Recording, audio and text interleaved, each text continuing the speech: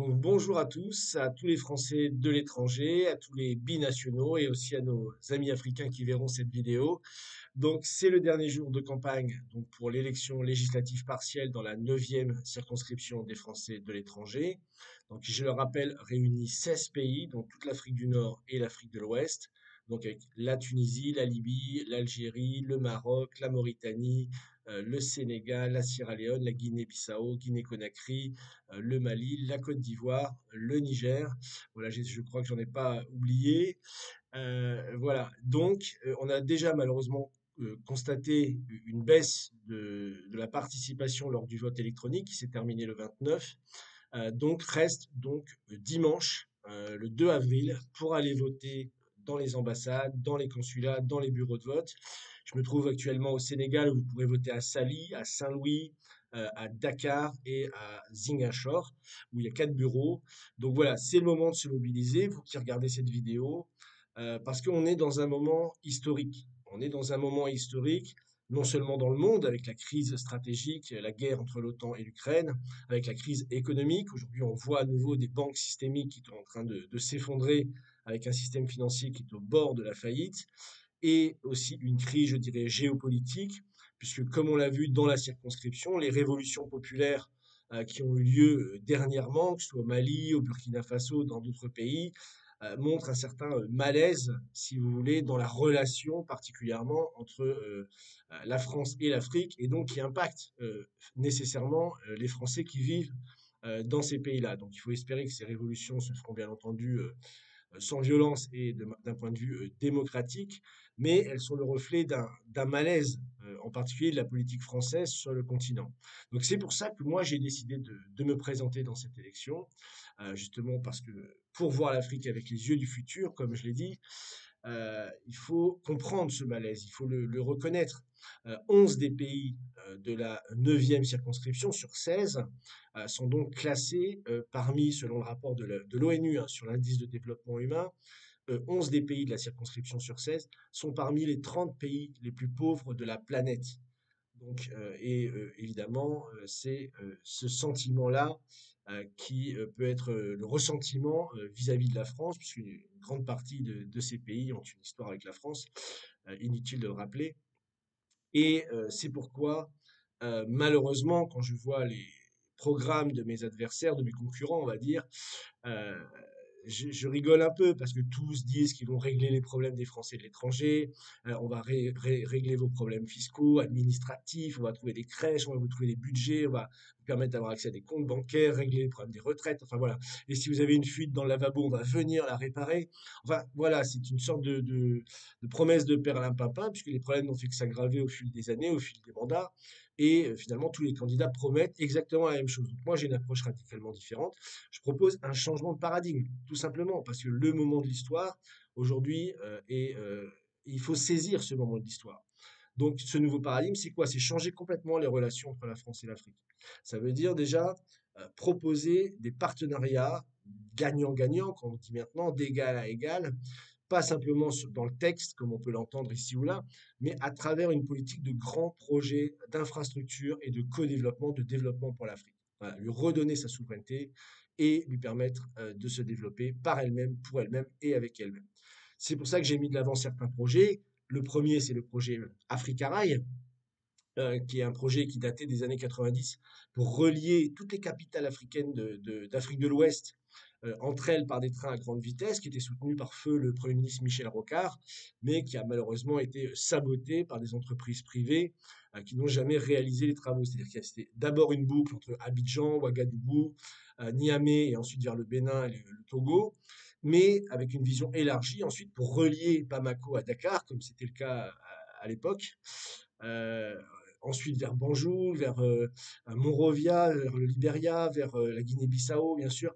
Voilà, de faire toute une infrastructure, en fait, pour permettre réellement un développement économique. Donc ça, c'est sur la question des transports ferroviaires. Ensuite, j'ai parlé de l'autosuffisance alimentaire. Ça, c'est pour moi un projet fondamental. Quand je vois ce que je vois, quand je me balade au Mali, en Côte d'Ivoire ou aujourd'hui au Sénégal, je suis très attristé de voir la situation agricole en particulier. Donc voilà, j'ai mis de l'avant un projet, il y en a beaucoup d'autres, autour de cette question, qui est le projet Fagibine, donc l'aménagement des lacs Fagibine au Mali, donc qui se trouve dans la région près de Tombouctou, et en fait qui était un projet qui avait été développé à une époque pour faire du Mali justement qui a un potentiel énorme de développement agricole, le grenier alimentaire de toute l'Afrique de l'Ouest. Projet qui avait été soutenu d'ailleurs par feu Mouammar Kadhafi, président de la Libye, lâchement assassiné, pour justement développer ce projet et atteindre l'autosuffisance alimentairement en Afrique de l'Ouest. Donc ça, c'est un des deuxièmes projets que j'ai mis de l'avant et dans lequel justement il faut insister. C'est ça, ce changement de paradigme. Enfin, il y a la muraille verte que tout le monde connaît, bien sûr, projet dont on parle, c'est pareil, depuis le gouvernement VAD, etc. Thomas Sankara avait déjà lancé l'initiative Un village, un bosquet, déjà pour lutter contre la désertification, lui-même également assassiné, comme par hasard. Et donc voilà, on en est là, on n'avance pas. Et ça, c'est pour ça que je suis candidat à l'élection législative pour faire avancer ces dossiers.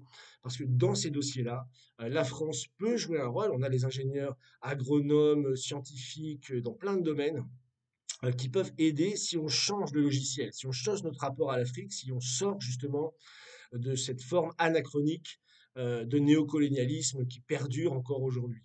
Donc voilà, ça c'est ce que je voulais dire pour les projets que je voulais mettre de l'avant. Je suis sur les terres de Cheikh Anta Diop, vous savez, actuellement à Dakar, physicien, chimiste nucléaire.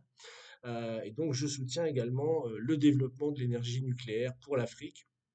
Des centrales sont en train de se construire en Égypte ou ailleurs d'ailleurs. Donc voilà, la terre de Cheikh Anta Diop devrait pouvoir faire ça pour aller vers l'autosuffisance énergétique.